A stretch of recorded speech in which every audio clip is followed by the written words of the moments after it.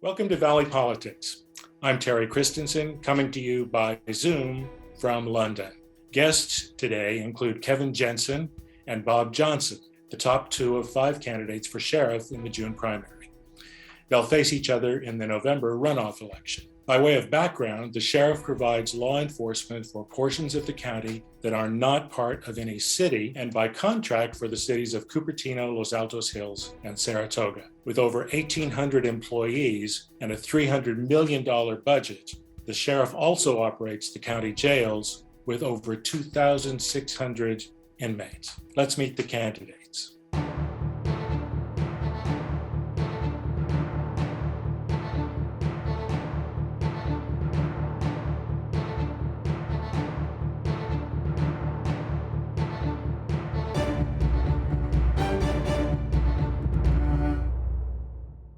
Welcome, everyone, and welcome Bob Jonsen and Kevin Jensen. Don't let me get confused about those names as we go along. Correct me if I make any mistakes, guys. Thank you. Our candidates have agreed to fairly short answers, 1 minute if possible to the questions. We can do follow-ups if either of you want to do that. I don't want to cut you off. We're going to have questions from 2 voters as we go along, and we're going to have a lightning round of short answer questions also. So let's get right to it. Let's start with just a little bit about why you're running and what you hope to bring to the sheriff's office, starting with you, Kevin. Thank you. I've stated it a million times, but I love talking about it. I was given a chance. I was raised in a really dysfunctional family with a father in the worst prison in the United States for armed robbery. I was in a little trailer. My earliest memories are people bringing us food, and my mom was 15 when she got married. So throughout that dysfunction in life, and I mean everything from police intervention to multiple marriages, alcoholism, divorces, bad boyfriends, all the abuse, at some point people took a chance on me and my life got better and my father's rehabilitated. I met him again, but Santa Clara County Sheriff's Office took a chance on me when I was very poor. I had 2 kids, 2 had been born on Medi-Cal, and I said, if somebody would just give me a chance, they'll never regret it. And so they gave me a chance with just a high school education. And I went out and became top cop in the academy. I just enjoyed the idea of public service. I've been serving since I was 17 in a youth detention facility to help youth. So for me, it was a blessing, and I was able to really prosper, go back to school, go all the way up, the first person to get a degree. And I think for me, watching the dysfunction that came on later on in our own department after some bad management for years, standing up against it and calling it out for the last 12 years, I believe that I deserve the opportunity because I fought courageously and took a lot of wounds, and friends of mine did. I've worked from line staff to executive division in every major part of the sheriff's office and the jails as the assistant chief. So I'm the most qualified. I've got the most passion for it. I never left when my department wasn't doing well. I stayed and fought the good fight, even after I retired when my dad had cancer. So I have a passion for making it better. It shouldn't be this way. The public deserves more, and we deserve more. Thank you. Bob Jonsen. Yeah, thank you, Terry. And I actually agree with Kevin on that. The public does deserve more. And, you know, serving this county is something my ancestors did. And as you may know or may not know, my great-great-uncle was the sheriff of Santa Clara County in 1887. My father was a police officer in San Francisco in the 60s. So public service is something I've been part of for many, many years. I was motivated to actually enter this race because the Santa Clara Sheriff's Office has been under tremendous scrutiny over the past several years. And the outstanding men and women there deserve leadership that's engaged in the department. But equally important, I actually think the community deserves a sheriff who's open to reform, transparency, and collaboration. And those are things I've been actively doing as a chief over the past 9 years. My 36 years of experience, I think, has suited me for addressing the pressing issues that are facing the sheriff's office. And having worked the largest sheriff's department in the world in Los Angeles for 27 years, I understand the complexity associated with running a large organization, which is multifaceted, but also having the smaller organizations such as Menlo Park and Palo Alto, I understand the nuances of overseeing and managing smaller commands. And the reality is over 100,000 voters and sent a message that it is time for a fresh perspective to lead the sheriff's office. And I think I have the experience. I know I have the experience, and I can make our community safe again, and I can effectively address the challenges facing the sheriff's office. So thank you again for giving us this opportunity today. Thank you, Bob. So I'm sure you both have heard people want change in the sheriff's office, but some people are skeptical that an outsider like you, Bob, can bring that change.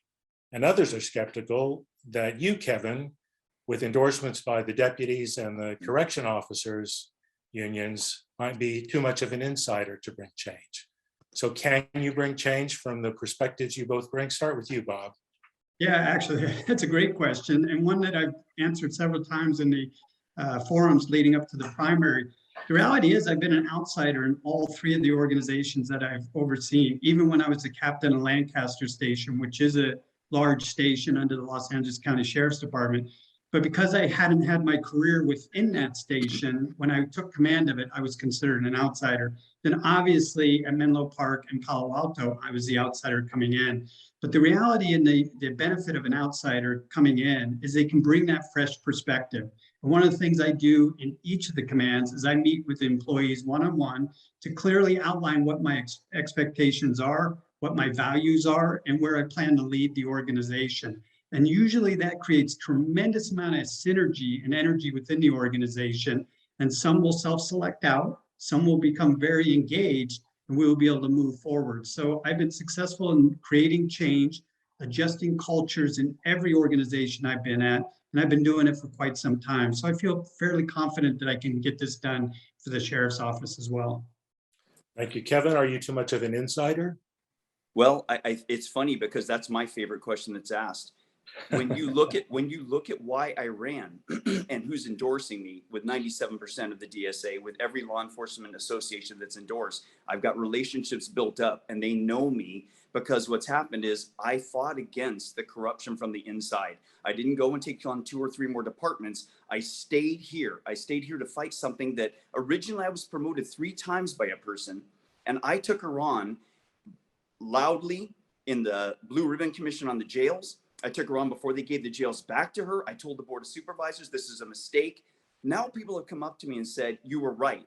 Everyone who used to want to work for someone wanted to work in my division. They came because they were treated fairly. They knew I'd stand up. I'd work collaboratively with the sheriff and all of our command staff. And then I joined the command staff, but I would also fight wrong decisions. I would fight wanting to get power grabs in the county and take other chiefs' positions and toys. And so for me, it's based on one thing. I came up thinking law enforcement was a gift, and I believe in that. So as this person who knows more about that organization than anyone else on the planet and has worked every major position, including internal affairs, community service, the jails, there's nobody that has run on reform and transparency that has received 97% of the employees' backing. And so when you look at Blanca Alvarado, Senator Cortese, all these people that are endorsing me from the left and the right, I am a person who says it doesn't matter what your affiliation is, it matters what your motivation is. Are you going to do the right thing? And if you're not, I've been strong enough to call it out, and it's well documented. So yeah, I'm the right person from the inside who knows it, who fought the sheriff finally to the point where she's gone. Okay, thank you. So it's been reported that 25% of inmates in the jails are mentally ill. That's not something most jails are prepared to deal with, of course. The county's planning to expand mental health facilities, but how will you deal with this in the meantime? Start with you, Kevin. Yeah, I think it's higher. I believe that there is such a spectrum. I think people see the words mental illness and mental health, and they see a one size fits all. I was instrumental in working in the 8th floor when it was a national model. We actually brought other counties people in, but we weren't doing enough, and we knew it, and we were trying to consistently get better. What I found is that the new jail, which was a big source of controversy, I was for from the very beginning because I knew inside baseball that was designed with mental health professionals. We were going to multiply by 5 times the opportunities for rooms, for treatment, for getting out. The day rooms are going to be separated into smaller and larger areas so people don't have to wait. You know that they're all sectioned off. They come out in little tiny groups or singularly, and they don't get much out time for programming. That'll help exacerbate mental illness. So for me, understanding that's the issue, the sheriff punted and said, well, mental illness, we shouldn't have to deal with that in the jail, so it's not my fault. I say, we want better front end treatment. We definitely want to put the money in getting all kinds of the spectrum of treatment. But we also have to realize that while they're there, they are ours. We own them. We own their safety and protection. So I understand the system because I worked in it. I understand the move towards better treatment inside the jails. And I'm a strong proponent with Supervisor Ellenberg and others that we get better front end mental health treatment. So with that plan, with getting professionals that are going to help, right now you can barely hire a mental health worker, but through volunteers and through professionals and through the collaboration and the new design, we're going to have a lot better shot until we get a front end solution. Thank you, Kevin. Bob? Yeah, no, I think that's a great question. And, you know, this isn't specific to just Santa Clara County. County agencies throughout the country are dealing with this issue of mental health and housing. You know, I worked in LA County jails, which is the largest jail system in the world, both as a deputy and as a manager. And we had those issues there as well. But what we need to do is invest in a continuum of care for individuals who are struggling with mental illnesses, substance abuse, and other issues. Really create that care paradigm that ranges from secure long-term inpatient care to really step down residential, so we can normalize them and re-socialize them for re-entry into society. But one of the things that's a problem in our county with our system, and I would agree with Kevin, a new jail needs to be built. But even with that expanded space, the problem is hiring those trained mental health clinicians, psychologists, and psychiatrists. And one of the things I've been talking about from day one since I entered this race is, in the meantime, until all those things are in place, we need to be creative, and we need to partner with our educational institutions and start offering intern programs for students who are studying clinicians, psychologists, and psychiatrists as a degree. Because that way we can get them into the organization, help access to care under the supervision of a trained psychologist or psychiatrist, but you dramatically increase the access point. And I think that's very, very important. So that's one of the things I'm looking to do from day one, is really start that intern program so we can get a better workforce and more accessibility to those that need it when they need it. Thank you. Thank you. So next we have a question from South County voter Matt Sparacino. And here's Matt. Hi, thank you. My question is, as sheriff, how will you address the systemic corruption within the department that is unlikely to simply disappear in the absence of the current sheriff? How will you restore the integrity and leadership to the sheriff's office and retain the X's of deputies? Thank you. Yeah, another great question, one that I've been addressing in all three of the commands that I've had, both in Los Angeles, Menlo Park, Palo Alto. There were issues. That's why they went with an outsider for all of those commands. And one of the things that I realized is critically important, as I mentioned a few minutes ago, was really setting out my expectations in a process that's fair, equitable, and impartial, and also making sure that everyone in the organization and the community understands where we're going with this organization. The cultural issues will shift. They will. It's just a natural evolution when you have somebody from the outside come in that sets new priorities, new direction, and that helps really start to address some of the underlying issues. Some of the issues will be issues that we know we can address just by changing policies and protocols and procedures. And those are things that we have to do, and those we can do from day one, especially when it comes to the CCW permitting, how we're going to go about that, some of the handling of mental health issues, as we just spoke about, how we process inmates, who we house, and how we serve our communities. So I have plans for all of those things. And I think it's really important, again, that outside perspective, that new paradigm on policing really kickstarts the movement forward. Thank you. Thanks, Kevin. I talk to people from my agency all the time, and they have been victims for a long time. There are always a group of people in any organization who are going to fail. And it's up to the leader to set that, to walk it, to actually live the values. And we haven't had that in a long time. When I was there, I lived it. That's why I'm being endorsed by so many. There are people that are putting off their retirements for me. There are people that said that they'd come back for me. Extra help people that will come back. The other night, we had 34 people for a 70-person shift at Elmwood. It's dangerous right now. So for me, I've watched the culture deteriorate. There are people that want to do the right thing that were prohibited because of bullying, intimidation, fear, and a basic power mongering. So for me, I've already started the process. And what I've said since 2013 when I ran is that we are going to do an after action report. I have friends that are some of the most respected chiefs and clinicians in the area that are going to come in and help me for free to talk about how we got here, because we can't go forward till we look back. How we got here, how we deal with our values, what are they, and then how do we move forward? It can't be done by just somebody who doesn't know what's going on. I know the pain points, and most of those people are gone, but there are still a few remaining that are still there that were empowered to bully, to intimidate, and to stop information from coming up that was negative. So I feel like my reputation alone has garnered me the support. They want somebody who knows their pain, who's lived through it, and who has dealt with integrity and stood up with courage to go ahead and fix it. So we have to deal with it like it's an after action report. We have to go and work it. We have to discover the issues again, make them known, and then say, how do we move forward? And that's what I've been preparing for. Thank you. So guys, now it's time for our lightning round. Okay. So Kevin, you're going to get the first answer on the first one. And the question is earthquakes, sharks, or 49ers? 49ers. Bob? Well, I would actually say, well, Don't worry. oh, no, definitely. If you're talking sports, 49ers. All right. But there's a long story about sharks. So I thought I went there and it was not good. But anyway, We can't 49ers. do that in the lightning round. Okay, Bob, use of tasers. Do you support use of tasers in the jails? No, I don't. Kevin? I'm looking into it. I want a less lethal option for the streets and the jails, but I've also heard some negatives. So I want to get people together in the community that want to know and help me decide.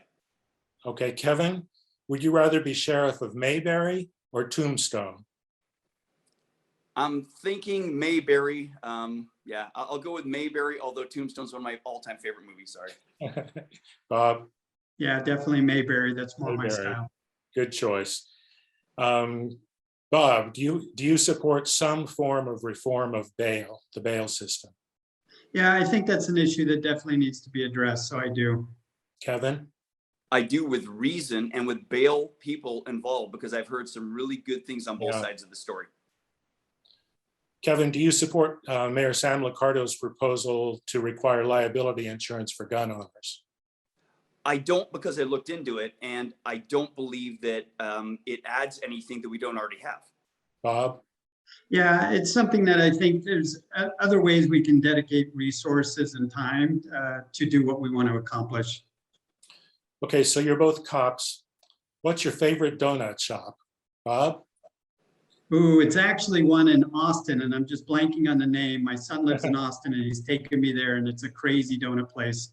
That's a long commute for a donut. Kevin? Yeah, I don't eat them very often. Well, it stands, but I'll give them a shout out. Hopefully there's some free publicity there. Okay, thank you. That ends our lightning round. Thanks, guys. So now we have another guest question. This is from Bob Nunez. He's president of the San Jose Silicon Valley NAACP. In previous forums, both of you have stated you support a citizens oversight committee.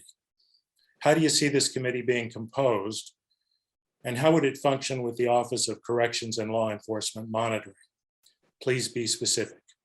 So this is what I've run on since 2013, 2014.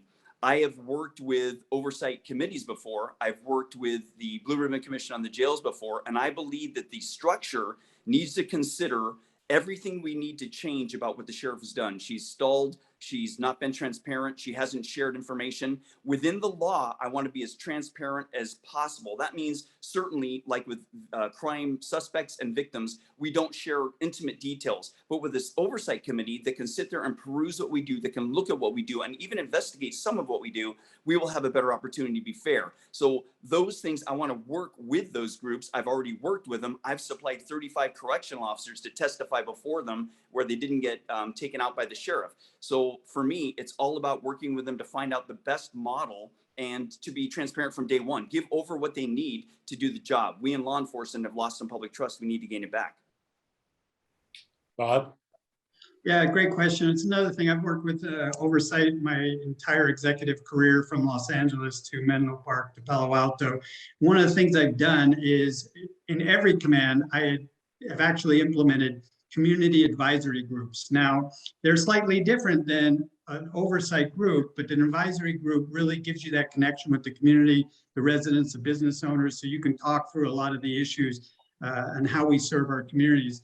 But one of the things I think we need to do first for the sheriff's office is really expand and really improve the relationship of their current oversight with the Oakland. That's something that's been contentious from the beginning. We need to give them the resources they need to do so they can do their job, so we can rip off that Band-Aid if there's a Band-Aid that needs to be torn off, and really see what some of the issues are that need to be rectified. I'm a strong advocate for that because I have worked with Mike Janako's office since I was in Los Angeles, and as well as he is our independent auditor here in Palo Alto. And what those relationships do is they help make us more accountable, more transparent, and we become more professional as an end result, because we're constantly improving how we serve, how we operate, and how we document things. So I think that's where we need to begin. As far as a civilian oversight and layering it over, very complex. I've had numerous conversations, and again, I've been somewhat aligned with that my entire executive career, but that's something I think would be beneficial, especially for jail operations. Thank you. So there's been considerable community concern about violence in the jail, murder, suicide, beatings. How will you address these issues? Start with you, Bob. Yeah, again, I think that's something that, the Blue Ribbon Committee did a good analysis of. There's a lot of great recommendations that still need to be implemented there to make the environment safer for everyone. And the mental health piece is part of that. Gang-related issues are part of that. Housing, staffing, overcrowding. Some of the overcrowding obviously has been minimized over the past few years, which is good.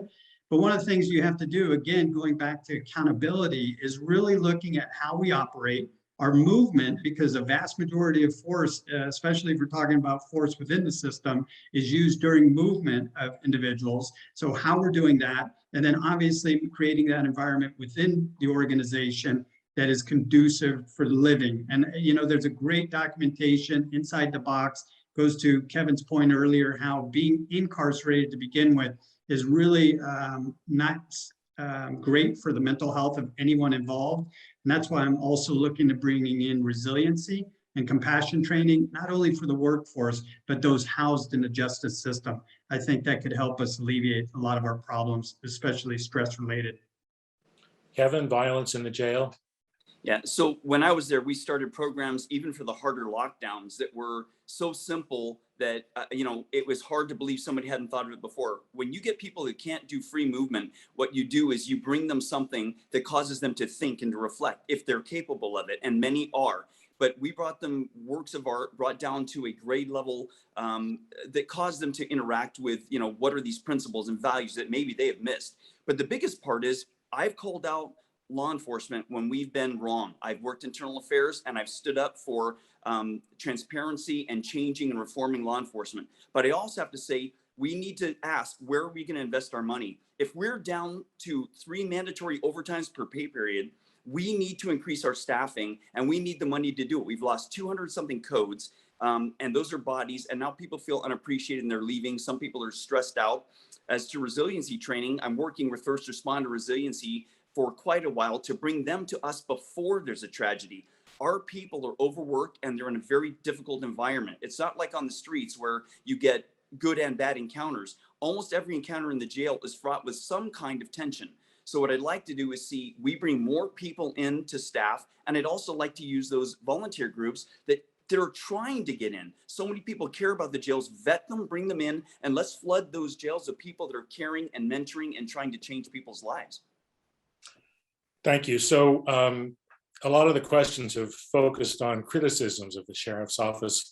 Let's take a minute to think about something positive. So Kevin, tell us something positive about the sheriff's office as it is today.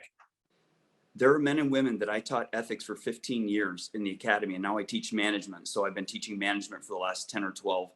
And all along, I've seen that there are those in society that would throw everyone into a group, and that group is all cops are bastards, or, they're all wrong. There are some, and it's not 1%. Let's be real. In every organization, there's a significant amount that you have to change, you have to remove from the job. But what I would tell you positive is I've seen so many of those men and women at their family gatherings, at their funerals, at different places. They want to serve. They come now from the communities. They are soccer moms and dads. They are English as a second language students who grew up to take this job with pride. So I would like to tell people that those men and women that are still there, that have held their mud and tried to work through these difficult situations, they're ready to change. They want to be the people you want them to be. Sometimes it's the management that has let them down. Bob? Yeah, I'm actually hearing that as well. And that's what's exciting about this opportunity. I think the organization has a tremendous amount of outstanding men and women who really do want to serve our communities.